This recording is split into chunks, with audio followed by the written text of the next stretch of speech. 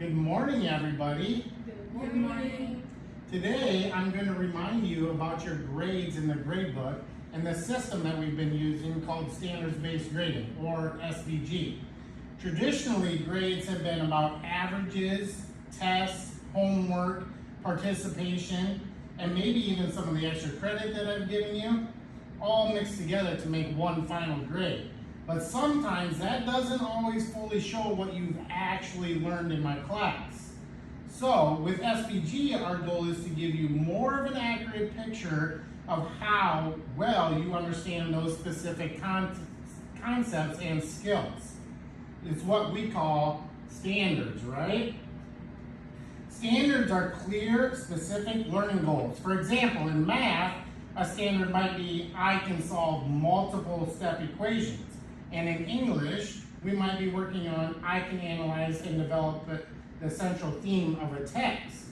Each standard represents a key skill that you need to have mastered or be proficient in by the end of the year. Rather than getting one big overall grade for everything, you'll receive feedback on each of that standard that we cover throughout the year. This way, you'll know exactly which skills you've mastered and where you need more practice in. So instead of just asking, what's my grade in math or what's my grade in English, you can ask, how well do I understand these equations? Or do I need more work on theme? Now, let's talk about how we measure that progress. The grading scale in SBG is a bit different. Typically, the scale looks like this. 4, it exceeds a standard. So you've gone above and beyond what is expected of you in class. Not only do you understand the material, but you can apply them in complex ways. 3 means you meet the standard.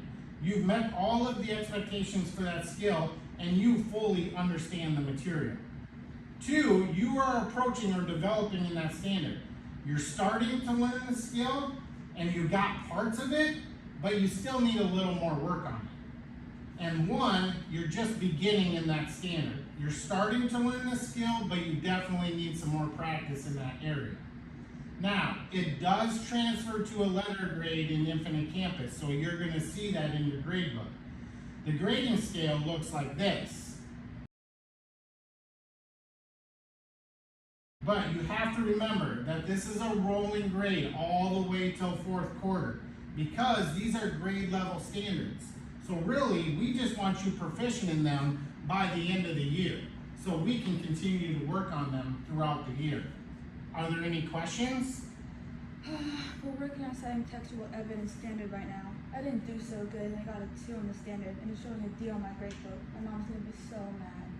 I understand, but that's okay. Remember, you're just starting to learn on that standard and you're still getting proficient on it, which is okay. Yeah, and after you get all your skills practice done, you gotta go in and get retaught on the standard. And then you can assess over the standard to see if you improve. Yeah, so instead of worrying about those points and averages, you'll be focusing on how to grow in that specific area. When you look at your progress, you'll see a clear picture of where you are at during that time, where your strengths are, and where you can come in and get some extra practice from me. And guess what? If you improve on the standard throughout the year, you're going to see your grade improve as well. This is about the learning in the long term, and it's all designed to give you more control over your education. You'll know what you're doing well in and where to ask for more help. And most importantly, we can keep improving throughout the whole year. Thanks, guys.